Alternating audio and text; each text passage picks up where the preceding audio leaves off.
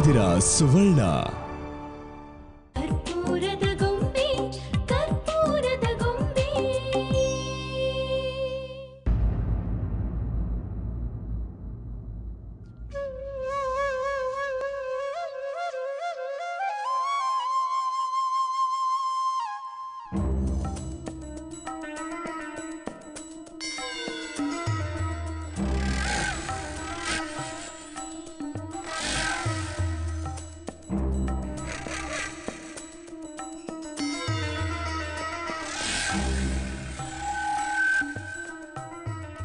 Bhaiya puncture ಆಗಿದೆ. ಆಯ್ತು sir, ಹಾಕೋಣ. ಪಂಚರ್ 10 ನಿಮಿಷ ಆಗುತ್ತೆ. ಸರಿಯಪ್ಪ ಹಾಕ್ಬಿಡು. ಸರಿ, ಓಕೆ. School sir.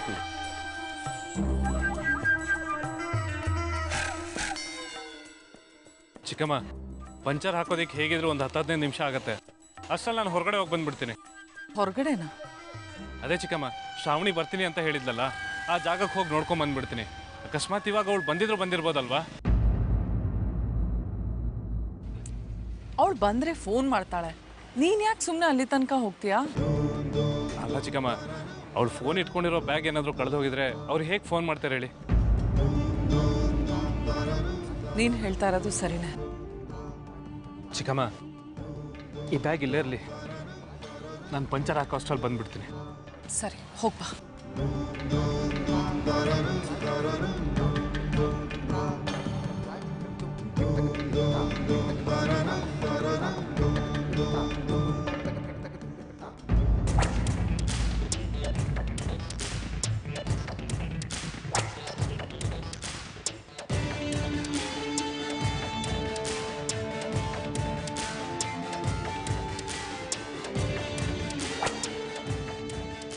ಶ್ರಾವಣಿ ಅಂದ್ರೆ ಅದ್ಭುತ. ಶ್ರಾವಣಿ ಅಂದ್ರೆ ಅತಿ ಬುದ್ಧಿವಂತೆ. ಶ್ರಾವಣಿ ಅಂದ್ರೆ ಅಸಾಮಾನ್ಯಳು ಅಂತ ನಾವೇ ನಿನ್ ಮುಂದೆ ಡಂಗೂರ ಬಾರಿಸಿದ್ವಿ, ತುತ್ತೂರಿ ಊದಿದ್ವಿ. ಸಾಕ್ಷಾತ್ ಅವಳ ಚಾಣಾಕ್ಷತನ ನಮ್ಮ ಕಣ್ಣಾರೆ ಕಂಡು ಬೆಚ್ಚಿ ಬೆರಗಾಗಿದ್ವಿ. ಏಟ್ಗೆ ಎದುರೇಟು ಅಂತಾಳೆ, ಚಾಪೆ ಅಂದ್ರೆ ರಂಗೋಲಿ ಅಂತಾಳೆ. ಕವಿತಾ, ನಾಚಿಕೆ ಬಿಟ್ಟು ಹೇಳ್ತೀನಿ ಕೇಳು, ಎಷ್ಟೋ ಸತಿ ನಮ್ಗಳಿಗೆ ಅವಳು ಮಣ್ಣು ಮುಗಿಸಿದಾಳೆ. ಹಾಗಾಗಿ ಆ ಶ್ರಾವಣಿನೇ ಜಗತ್ ಬುದ್ಧಿವಂತೆ ಅಂತ ಅನ್ಕೊಂಡಿದ್ವಿ. ಆದ್ರೆ ನೀನು ಅವಳನ್ನ ಮೀರಿಸ್ಬಿಟ್ಟೆ. ಆ ಶ್ರಾವಣಿ ತರ ತಂತ್ರ ಮಾಡೋರೇ ಇಲ್ಲ ಅಂತ ಅನ್ಕೊಂಡಿದ್ವಿ ನಾವು. ಶ್ರಾವಣಿನ ನಾವ್ಯಾರು ಸೋಲ್ಸಕ್ ಆಗದೇ ಇಲ್ಲ ಅಂತ ಅನ್ಕೊಂಡಿದ್ವಿ. ಆದ್ರೆ ನೀನು ಅವಳಿಗೆ ಸೋಲಿನ ರುಚಿನ ತೋರಿಸ್ಬಿಟ್ಟೆ. ಹೇಗೋ ತಂತ್ರ ಮಾಡಿ ನಿನ್ ಚಕ್ರವ್ಯೂಹದಲ್ಲಿ ಅವಳನ್ನ ಸಿಕ್ಕಾಕ್ಸಿ ಅವಳಿಗೆ ದಿಕ್ಕೆ ತೋಚದ ಹಾಗೆ ಮಾಡಿದೆ. Great, really you are great Kavita. ಇಲ್ಲ ಅಕ್ಕೆ, ನಾನು ಗ್ರೇಟ್ ಅಲ್ಲ. ನಿಜವಾಗ್ಲೂ ನಾನು ಗ್ರೇಟ್ ಅನ್ನೋದಾದ್ರೆ ಅದಕ್ಕೆ ಕಾರಣ ನೀವುಗಳೇ. ನಾವಾ? ಅದ್ ಹೇಗೆ ಕವಿತಾ? ಹೇಗೆ ಅಂದ್ರೆ, ನನ್ನ ಶತ್ರುವಿನ ಬಲಹೀನತೆಗಳನ್ನ ತಿಳಿಸಿ ಯುದ್ಧಕ್ಕೆ ಅಣಿಗೊಳಿಸಿದವ್ರೆ ನೀವುಗಳು ತಾನೆ.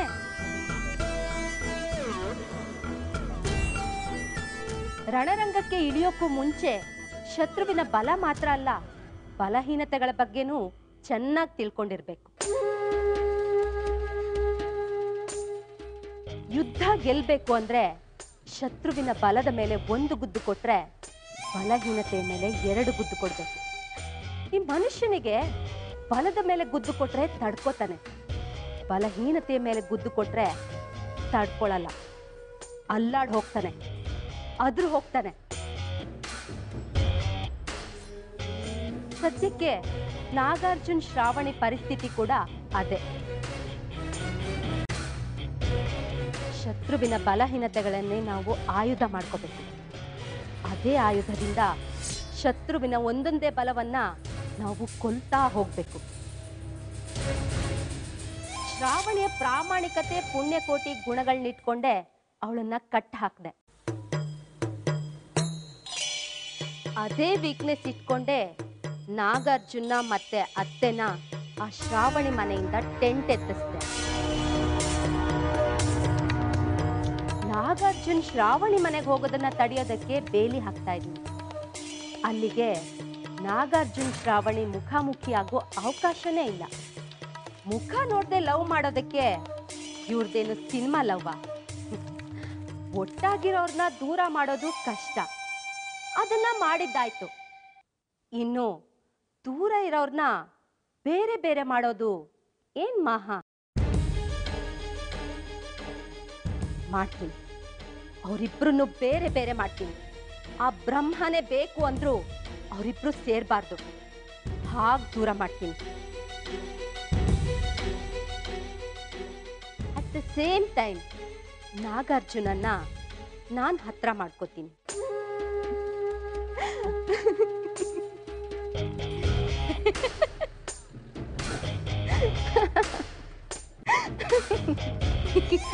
ಅಲ್ಲಿಗೆ ಶ್ರಾವಣಿ ಅನ್ನೋ ಜೈಮಾಲೆ ಫೋಟೋಗೆ ಹಾರ ಬಿತ್ತು.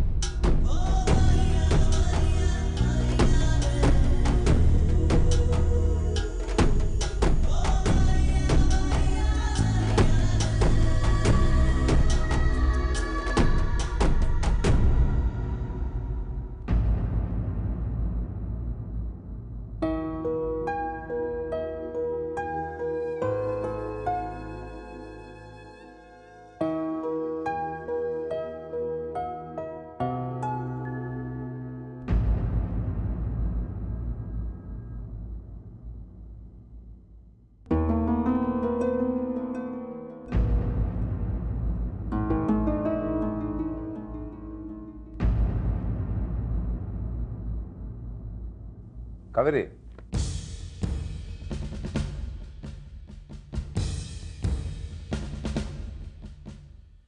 ನಿನ್ನೆ ಶ್ರಾವಣಿ ಮನೆಯಿಂದ ಬಂದಾಗ ಏನು ಹೇಳಿದೆ? ಈ ಮನೇಲಿ ಇರೋದಾದ್ರೆ ನನ್ನ ಮಗನಿಗೆ ತಾಯಿಯಾಗಿ ಮಾತ್ರ ಅಂತ.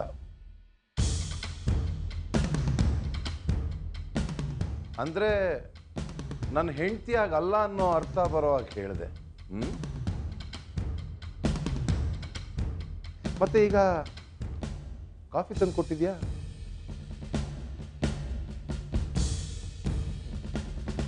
ಗಂಡ ಹೆಂಡತಿ ಸಂಬಂಧ ಅಷ್ಟು ಸುಲಭವಾಗಿ ಹರಿದೋಗೋದಲ್ಲ ಕಾವೇರಿ. ಒಂದು ಸಲ ಗಂಡ ಹೆಂಡತಿ ಆದರೆ ಆ ಹೃದಯಗಳು ಪರಸ್ಪರ ಸಾಯೋ ತನಕ ಮಿಡಿತಾನೆ ಇರುತ್ತೆ, ಪರಸ್ಪರ ಕಾಳಜಿ ವಹಿಸ್ತಾನೆ ಇರ್ತದೆ. ಬಾಯಿ ಮಾತಲ್ಲಿ ನೀನು ನನ್ನ ಮೇಲೆ ಎಷ್ಟೇ ಕೋಪ ಮಾಡಿಕೊಂಡ್ರು ನಿನಗೆ ನನ್ನ ಮೇಲೆ ಇನ್ನೂ ಅದೇ ಪ್ರೀತಿ, ಅದೇ ಬಾಂಧವ್ಯ, ಅದೇ ಮಮಕಾರ, ಅದೇ ವಾತ್ಸಲ್ಯ ಹಾಗೇ ಇದೆ.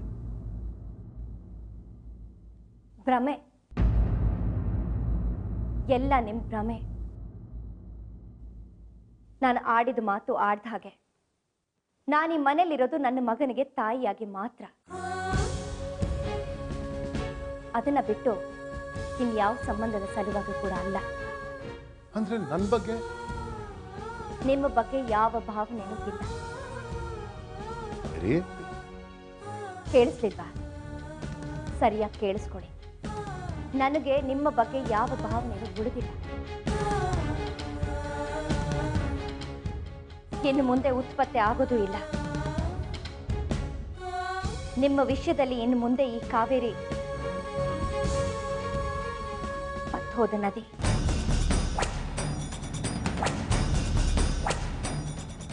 ಕಾವೇರಿ ಭಾವನೆಗಳು ಬತ್ತಿ ಹೋದ ನದಿ. ಓ, ನಾನು ಕಾಫಿ ಕುಡಿಯೋ ಟೈಮ್ಗೆ ಸರಿಯಾಗಿ ನಾನು ಕೇಳದೇನೆ ನನಗೆ ಕಾಫಿ ತಂದು ಕೊಟ್ಟಿಯಲ್ಲ.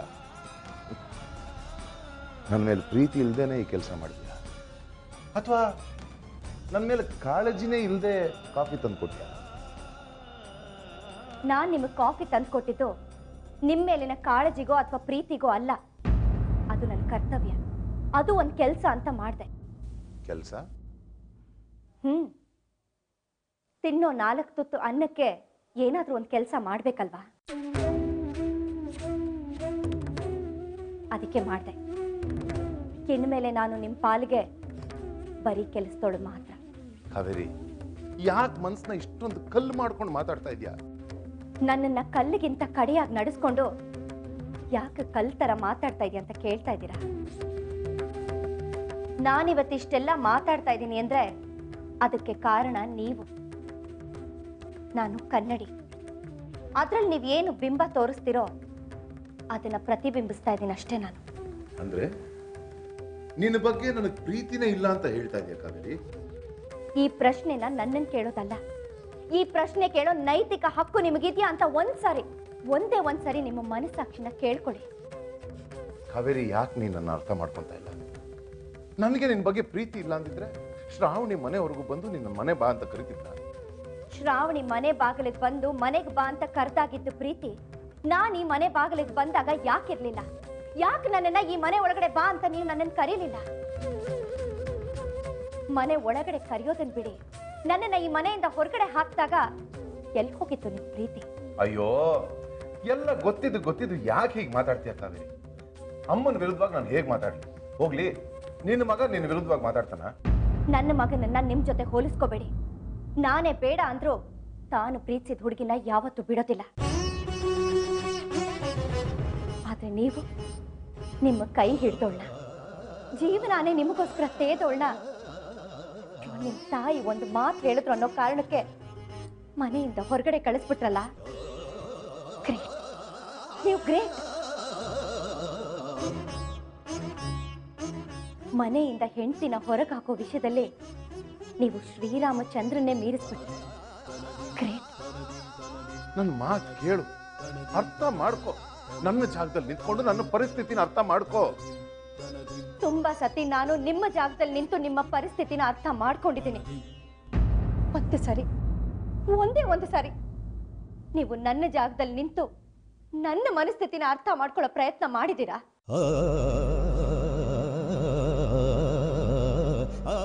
ನಿಮಗೆ ನಿಮ್ಮ ತಾಯಿ ಮುಖ್ಯ ಆಗ್ತಾರೆ, ನಿಮ್ಮ ತಂಗಿ ಮಗಳು ಮುಖ್ಯ ಆಗ್ತಾಳೆ. ಅವ್ರಿಗೋಸ್ಕರ ನೀವು ಏನು ಬೇಕಾದ್ರೂ ಮಾಡ್ತೀರಿ, ತಾಳಿನ ಮುಟ್ಟಿಸ್ತೀರಿ, ಬೇಕಾದ್ರೆ ಬೆಂಕಿಗೂ ತಳ್ತೀರಿ. ನಾನು ಎಷ್ಟು ಅಂತ ಪರೀಕ್ಷೆಗೆ ಒಳಗಾಗ್ಲಿ, ಬಾಯ್ಲಿಂಗ್ ಪಾಯಿಂಟ್ ಅಂತಾರಲ್ಲ, ನನ್ನ ಮನಸ್ಸು ಆ ಕುದಿ ಬಿಂದುನ ತಲುಪಿದ್ದಾಯ್ತು. ನನ್ನ ಪ್ರೀತಿ ಸಹನೆ ಎಲ್ಲಾನು ಕುದ್ದು ಆವಿಯಾಗಿ ಹೋಗ್ತಾ ಇದೆ. ಇನ್ನು ಮುಂದೆ ನನ್ನಿಂದ ಅದನ್ನ ನಿರೀಕ್ಷೆ ಮಾಡಬೇಡಿ. ಕಾವೇರಿ ಕಾವೇರಿ ಕಾವೇರಿ, ನೀನು ನಿನ್ನ ಮನಸ್ಸಲ್ಲಿ ನನ್ನ ಬಗ್ಗೆ ಇದ್ದ ಭಾವನೆಗಳನ್ನ ಕೊಂದ್ಕೊಂಡಿರ್ಬೋದು, ಆದ್ರೆ ನಿನ್ನ ಬಗ್ಗೆ ನನ್ನ ಮನಸ್ಸಲ್ಲಿ ಅದೇ ಪ್ರೀತಿ ಮಮಕಾರ ಹಾಗೆ ಉಳಿದಿದೆ. ಇವಾಗ್ಲೇ ತಗೋ, ಅಮ್ಮ ಏನು ಹೇಳಿದ್ರು? ಮಚ್ ತಗೊಂಡು ಅವಳನ್ನ ಕೊಚ್ಚಾಕು, ಹಾಗೆ ಮಾಡು ಹೀಗೆ ಮಾಡು ಅಂತ ಹೇಳಿದ್ರು ತಾನೆ. ನಾನು ಮಾಡಿದ್ನ? ಅಮ್ಮನ ಮಾತಿಗೆ ಏನಾದ್ರೂ ಕಿವಿ ಕೊಟ್ನಾ? ನೀವು ಅವ್ರು ಹೇಳ್ದಾಗೆ ಮಾಡಿದಿದ್ರೆ ಅದೆಷ್ಟು ನೆಮ್ಮದಿಯಾಗಿರ್ತಾ ಇತ್ತು.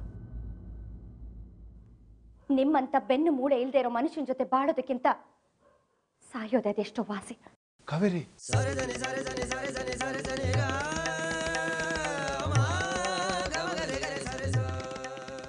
ಹೇಳಿದ್ನಲ್ಲ, ನಾನು ಈ ಮನೆ ಕೆಲಸದವಳಷ್ಟೇ. ಕೆಲಸದವಳನ್ನ ಏನ್ ಕೇಳೋದಕ್ಕಾಗುತ್ತೋ ಅಷ್ಟನ್ನ ಮಾತ್ರ ನನಗೆ ಕೇಳಿ. ಅದನ್ನ ಬಿಟ್ಟು ಪ್ರೀತಿ ಗೀತಿ ಅಂತೆಲ್ಲ ನನ್ನನ್ನು ಕೇಳಿದ್ರೆ ಅದ್ಯಾವುದು ನಿಮಗೆ ಸಿಗೋದಿಲ್ಲ. ಕಾವೇರಿ, ಯಾಕೋ ಅತಿ ಆಯ್ತು. ಏನು ನಾನು ಬಗ್ದಷ್ಟು ನನ್ನ ಮೇಲೆ 10 ಸವಾರಿ ಮಾಡ್ತಿದ್ಯಲ್ಲ? ನೀವು ಬಗ್ಗೆ ನಾನ್ ಸವಾರಿ ಮಾಡ್ತಾ ಇದ್ದೀನ? ಕಾವೇರಿ ಕಾವೇರಿ, ನೋಡು, ಸುಮ್ಮನೆ ನಾನು ಕೆಣಕ್ಬೇಡ. ಏನ್ ಮಾಡ್ತೀರಾ? ಹೊಡಿತೀರಾ? ಬಡಿತೀರಾ? ಇಲ್ಲ, ಮನೆಯಿಂದ ಹೊರಗಡೆ ಹಾಕ. ಇದನ್ನೆಲ್ಲ ನೋಡಾಯ್ತು. ಮನಸ್ಸು ಜಡ್ಗಟ್ಟಿದೆ, ಮನಸ್ಸು ಶಕ್ತಿನ ಕಳ್ಕೊಂಡ್ಬಿಟ್ಟಿದೆ. ಎಲ್ಲದಕ್ಕೂ ಸಿದ್ಧವಾಗೇ ಇದ್ದೀನಿ. ಹೋಗು ಅಂದ್ರಿ, ಹೋದೆ. ಕರೆಸ್ಕೊಂಡ್ರಿ, ವಾಪಸ್ ಬಂದೆ. ನಿಮಗೆ ಹೇಗೆ ತೋಚುತ್ತೋ ಹಾಗೆ ಮಾಡಿ.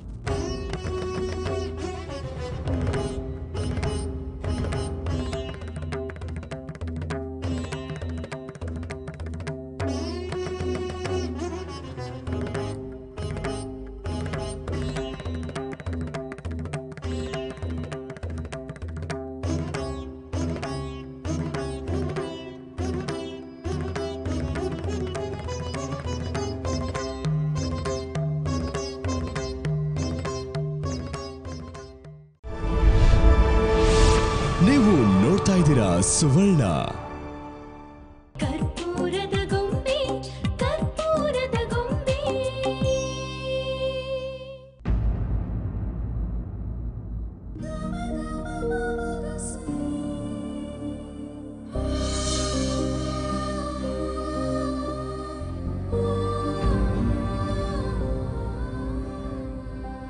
ಏನಾಯ್ತು ನಾಗಾರ್ಜುನ್? ಶ್ರಾವಣಿ ಸಿಕ್ಕದ್ಲಾ? ಇಲ್ಲ ಚಿಕ್ಕಮ್ಮ, ಶ್ರಾವಣಿ ಅಲ್ಲಿಗೆ ಬಂದಿರಲಿಲ್ಲ. ಸುಮಾರು ಹೊತ್ತು ವೇಟ್ ಮಾಡಿದೆ, ಇನ್ನು ಕಾಯೋದ್ರಲ್ಲಿ ಅರ್ಥ ಇಲ್ಲ ಅನಿಸ್ತು. ಇಲ್ಲಿ ನೀವು ಬೇರೆ ವೇಟ್ ಮಾಡ್ತಿದ್ರಲ್ಲ, ಅದಕ್ಕೆ ಬಂದ್ಬಿಟ್ಟೆ. ಅಲ್ಲ, ಈ ಶ್ರಾವಣಿ ಅಲ್ಲಿಗೂ ಬರ್ದೆ ಮನೆಗೂ ಬರ್ದೆ ಎಲ್ಲಿ ಹೋದ್ಲು? ಅದೇ ನನಗೂ ಪ್ರಶ್ನೆಯಾಗೆ ಉಳಿದಿದೆ ಚಿಕ್ಕಮ್ಮ. ನಿಮ್ಮನ್ನ ಮನೆಗೆ ಡ್ರಾಪ್ ಮಾಡಿ ಅವಳನ್ನ ಹುಡುಕೋ ಕಾರ್ಯಕ್ರಮ ಮುಂದುವರಿಸ್ತೀನಿ. ಸರಿ. ಭಯ್ಯ, ಹೇಳಿ ಸರ್. ಎಷ್ಟಾಯ್ತಪ್ಪ? ಮೇಡಮ್ ಕೊಟ್ಟಿದ್ದೀರಾ ಸರ್? ಚಿಕ್ಕಮ್ಮ, ನೀವ್ಯಾಕೆ ದುಡ್ಡು ಕೊಡೋಕೆ ಹೋದ್ರಿ? ಕೊಟ್ಟೆ. ಯಾಕೆ? ನನ್ನ ಮಗನ ಗಾಡಿ ಪಂಚರ್ ಆದ್ರೆ ನಾನು ದುಡ್ಡು ಕೊಡ್ಬಾರ್ದಾ? ಅಲ್ಲ ಚಿಕ್ಕಮ್ಮ, ಅದು ಅಂದ್ಹಾಗೆ ನಾಗಾರ್ಜುನ್, ನನ್ನ ಗಾಡಿ ಹೇಗೆ ಪಂಚರ್ ಆಯ್ತು ಗೊತ್ತಾ? ಒಂದು ವಾಲೆ ಚುಚ್ಕೊಂಡು ಪಂಚರ್ ಆಗಿದೆ. ಆ ವಾಲೆ ಇದು. ಚಿಕ್ಕಮ್ಮ, ನಮ್ಮ ಟೈಮ್ ಸರಿ ಇಲ್ಲ ಅಂದ್ರೆ ವಾಲೆಯಿಂದನೂ ಪಂಚರ್ ಆಗುತ್ತೆ, ಎಲ್ಲೆಯಿಂದನೂ ಪಂಚರ್ ಆಗುತ್ತೆ. ಕೂತ್ಕೊಳ್ಳಿ ನೀವು.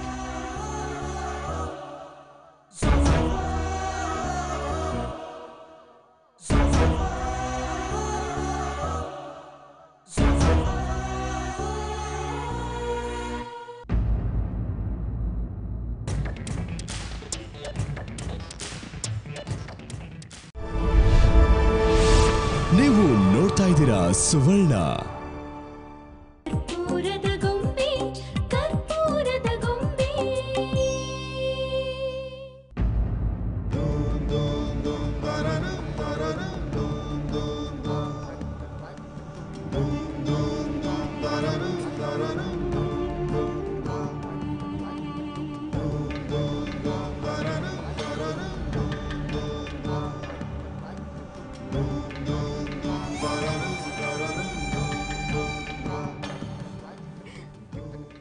ಕವಿತಾ, ನೀನು ಪೊಲೀಸ್ ಡಿಪಾರ್ಟ್ಮೆಂಟಲ್ಲಿ ಇರಬೇಕಾಗಿತ್ತು.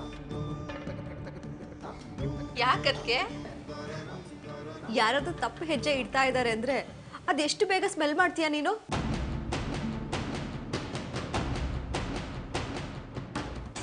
ಅಲ್ಲ ಕವಿತಾ, ನಾಗಾರ್ಜುನ ಶ್ರಾವಣಿ ಮನೆಗೆ ಹೋಗಿದ್ದಾನೆ ಅಂತ ಗೆಸ್ ಮಾಡಿದ್ಯಲ್ಲ, ರಿಯಲಿ ಯು ಆರ್ ಗ್ರೇಟ್.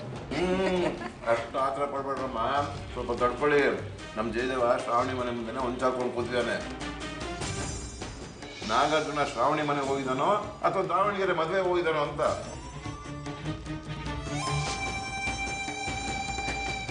ಅಪ್ಪ, ಜಯದೇವ್ ಭವ ಪತ್ತೆದಾರಿಕೆ ಮಾಡಬಹುದು, ಇಲ್ಲ ಅವ್ರು ಮಾಡಿದ ಪತ್ತೆದಾರಿಕೆ ಫೇಲ್ಯೂರ್ ಆಗ್ಬೋದು.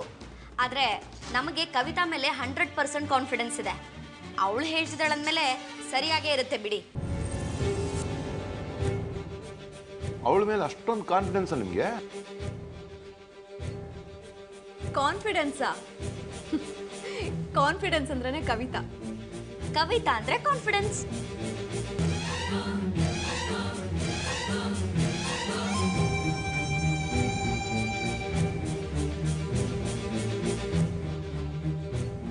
ಇನ್ನೇನು ಜಯದೇವ ಬಂದ್ಬಿಡ್ತಾನಲ್ಲ, ನಿಜ ಏನು ಅಂತ ಗೊತ್ತಾಗುತ್ತಪ್ಪ. ಹಾ? ಯಾಕೋ ವಜ್ರ, ನನ್ನ ಮೊಮ್ಮಗಳ ಮೇಲೆ ನಿನಗೆ ನಂಬಿಕೆ ಇಲ್ವೇನೋ? ಅಯ್ಯೋ ಅಮ್ಮ, ನಾನು ಹಾಗೆ ಹೇಳಲಿಲ್ಲ. ಜಯದೇವ ಬಂದ್ಬಿಡ್ತಾನಲ್ಲ ಅಂದೆ ಅಷ್ಟೇ.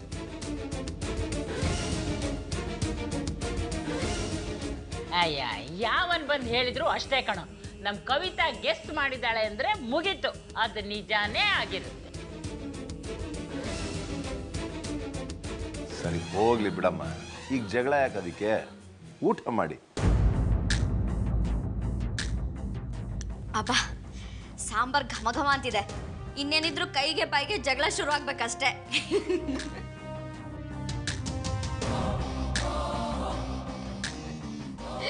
ಕವಿತಾ, ನೀನು ಹನುಮಾನ್ಗಳ ವಾಸನೆ ಹಿಡಿಯೋದ್ರಲ್ಲಿ ನಂಬರ್ 1, ಇವಳು ಸಾಂಬಾರ್ ವಾಸನೆ ಕಂಡು ಹಿಡಿಯೋದ್ರಲ್ಲಿ ನಂಬರ್ 1.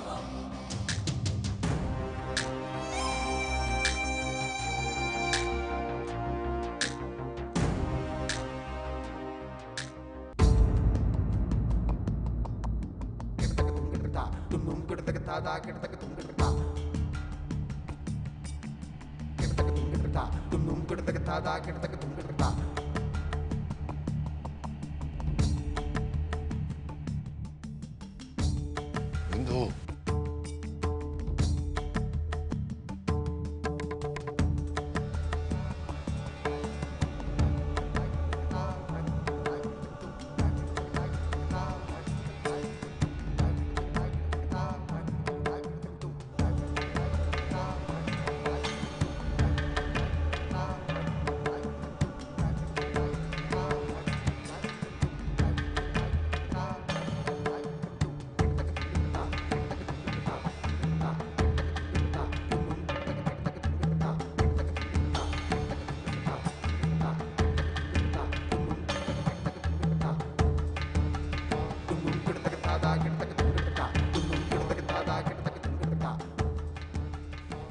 ನಿಮ್ ಶ್ರೀಮತಿ ಅವ್ರನ್ನ ಊಟಕ್ಕೆ ಕರೀರಿ ಅಂತ ಸನ್ನೆ ಮಾಡಿ ಹೇಳ್ತಾ ಇದ್ದೀರಪ್ಪ.